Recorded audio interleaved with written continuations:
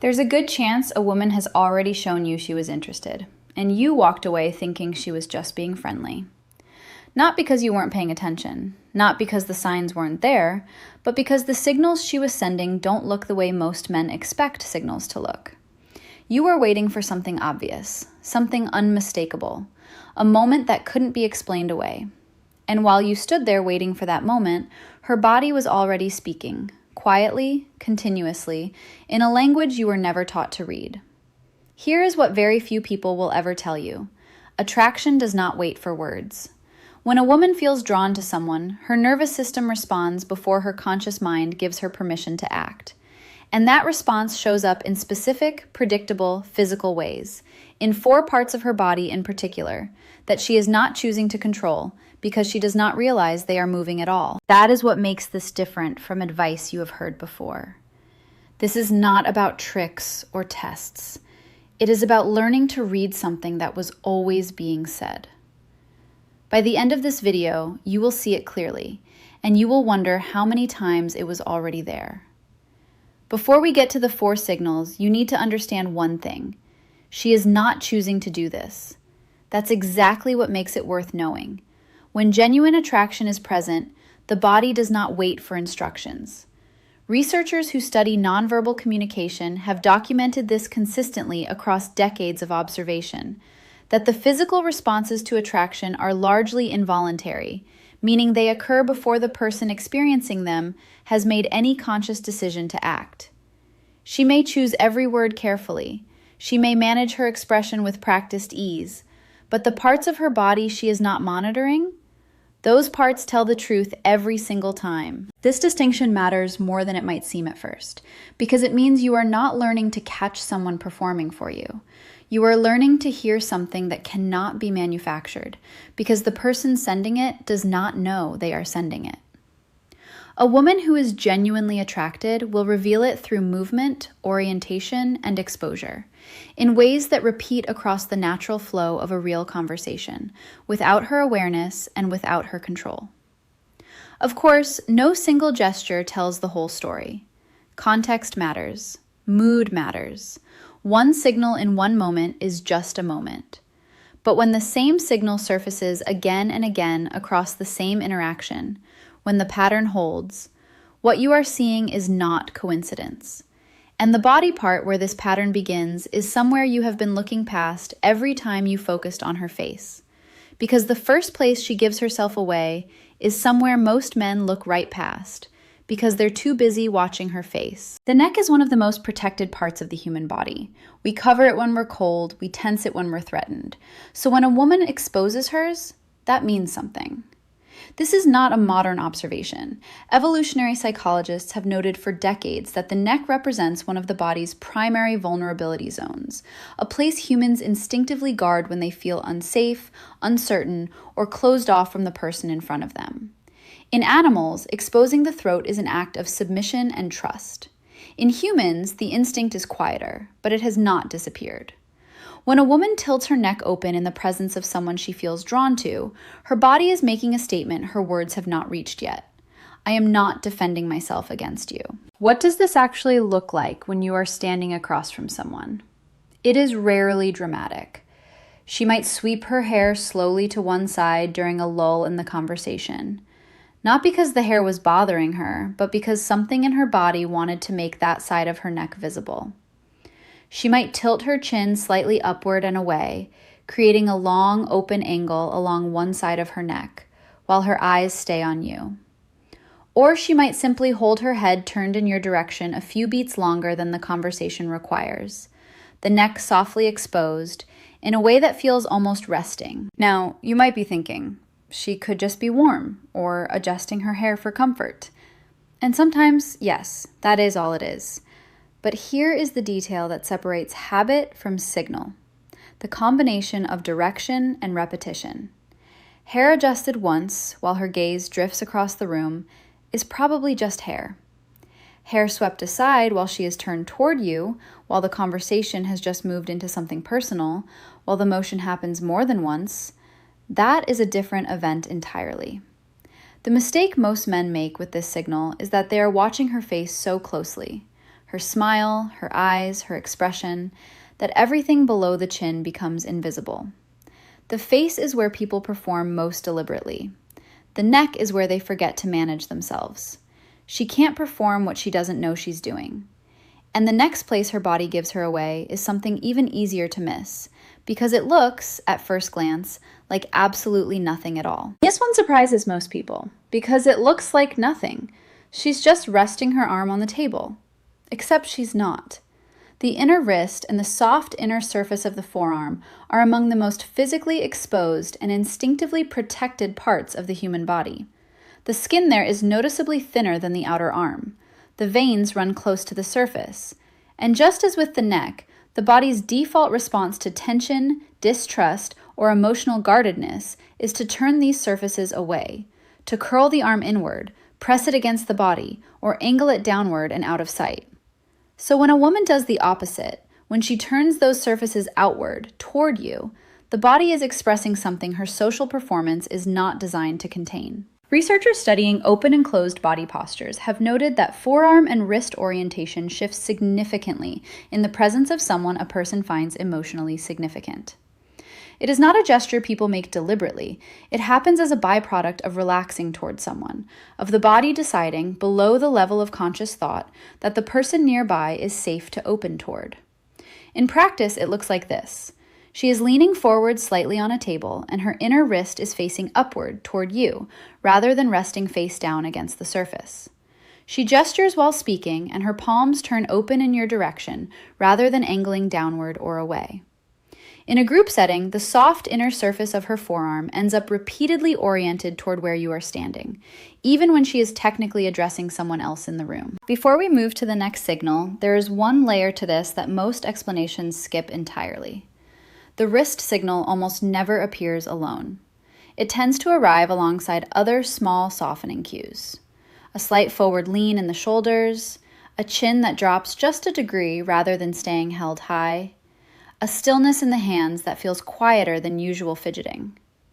You are not hunting for a single isolated gesture. You are learning to recognize a language, and the wrist is one word within a sentence the whole body is composing. The common mistake here is dismissal, writing off this signal because it seems too subtle to carry weight. Men are conditioned to wait for the unmistakable, the direct touch, the explicit statement, the gesture that could not be misread. But genuine early attraction almost never announces itself that way. It arrives in small, unguarded, repeated moments. And this one is quiet enough that most men step right over it. The wrist signal is easy to miss because it's small. The next one is harder to miss, but most men misread it completely, and that misread costs them. Here's a question. In your last conversation with a woman you were interested in, do you remember which direction her feet were pointing? Most men don't. But her feet remembered the whole thing. The lower body is the least consciously managed part of the human frame during social interaction. People rehearse their facial expressions. They think about what to do with their hands. But almost no one is directing where their feet point while they talk. This is precisely what makes the feet and the knees among the most reliable signals the body produces. They go where attention actually lives, not where social performance wants to aim them. When a woman's feet or knees are consistently oriented in your direction, in a setting where she could be facing anywhere, her body is casting a vote that her words have not yet been asked to cast. This appears in very specific, observable ways depending on the setting. In a standing group, notice whether her feet form a natural open angle in your direction, even when she is speaking to someone beside her. The body often lags behind where the head is pointed, and the feet reveal the deeper orientation. In a seated conversation, watch whether her knees drift incrementally toward you as the exchange deepens. Not in one obvious shift, but gradually, as though the body is slowly closing a distance it did not intend to keep.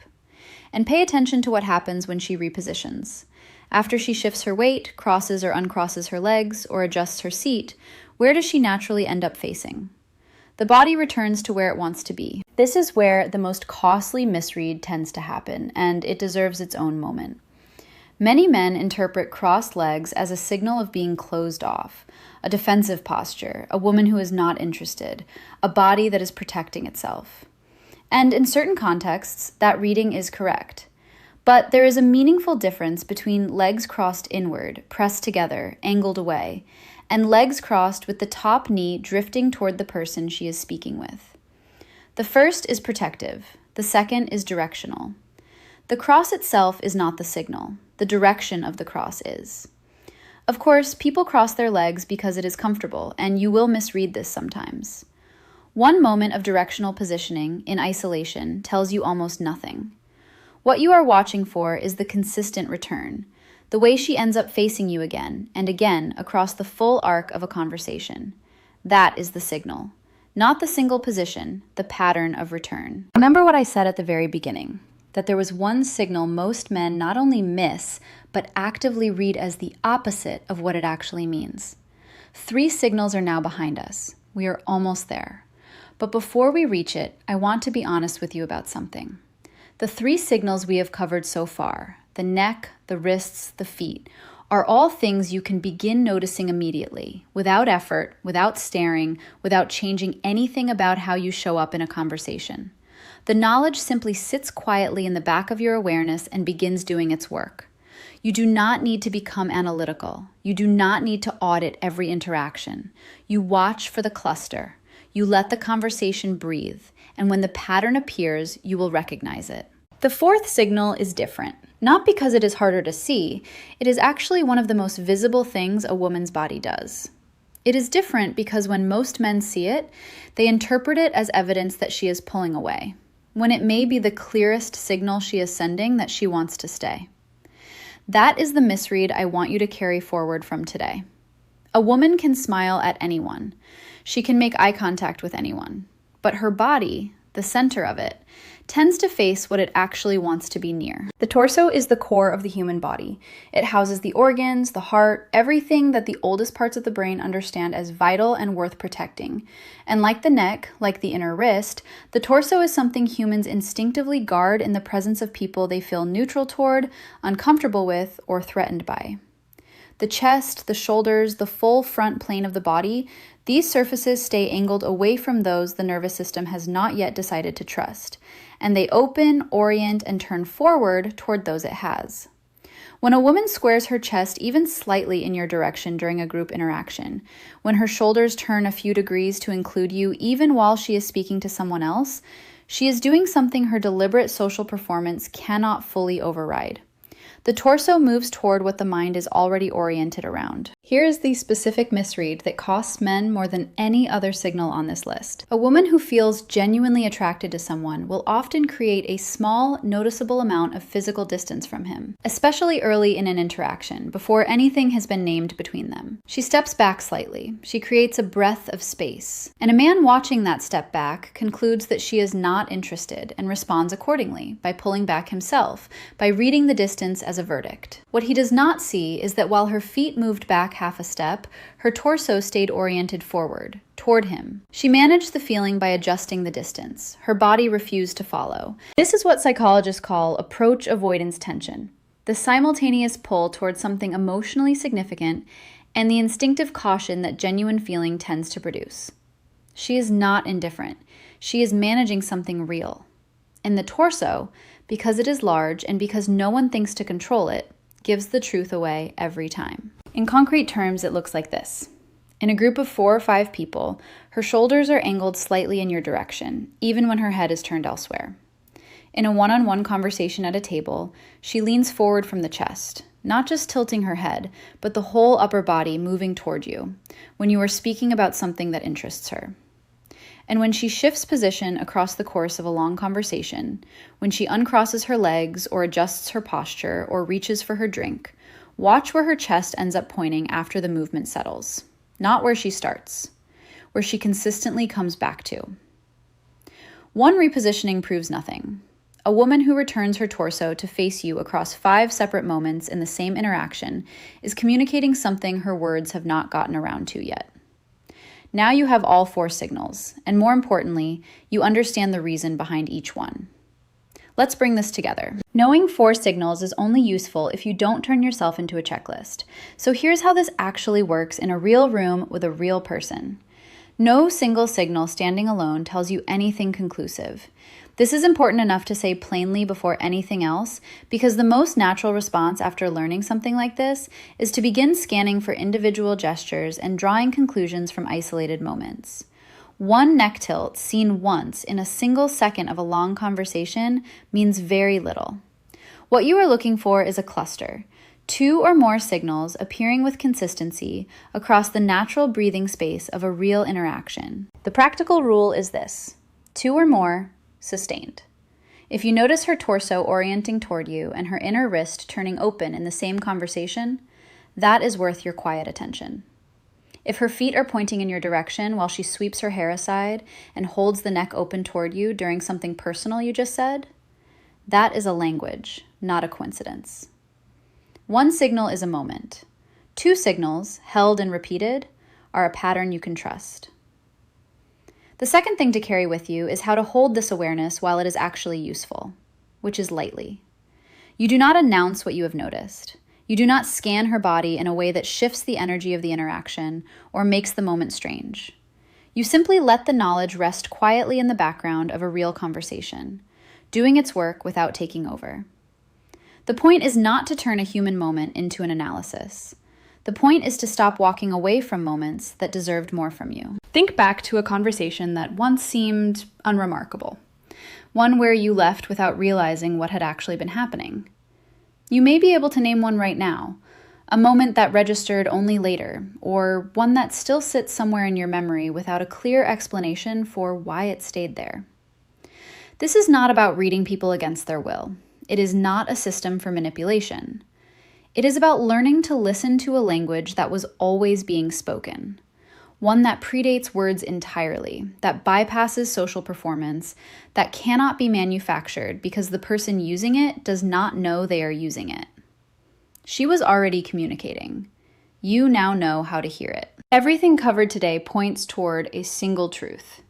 When a woman feels genuinely drawn to someone, her body does not wait for her permission. It moves. It orients. It exposes the parts of itself it normally keeps protected. And it does this not in one unmistakable gesture, but in a quiet, repeated, consistent pattern that runs beneath the surface of the entire conversation. The neck turns open. The wrist faces upward. The feet point toward you. The torso follows. 4 separate areas of the body. One unified message beneath all of it. What is different now is not how you pursue someone or what you say in the first minute of a conversation. What is different is the layer of awareness you carry into every room from this point forward. You will begin to notice things you walked past before, signals you dismissed, moments that deserved a second look and didn't get one. And when you see the cluster, 2 or more, held consistently, woven through the natural movement of a real exchange, you will know. Not because you projected something onto a moment, because something real was already there, and this time you were present enough to receive it. You do not need to overanalyze this. You do not need to mentally audit every conversation going forward. Just let the awareness rest quietly in you, and trust that once something is genuinely seen, it cannot be unseen. Which of these 4 signals have you seen and completely missed at the time? Tell me in the comments. I read every single one. If this kind of quiet, grounded insight into how women actually think and communicate is what you are here for, subscribe. Every video on this channel goes 1 layer deeper. Not surface level advice, but the psychology underneath the behavior, explained clearly and without noise. In the next video, I'm going to show you what her voice gives away when she's attracted. Not what she says, but how she says it. And it's something you'll never be able to unhear once you know it.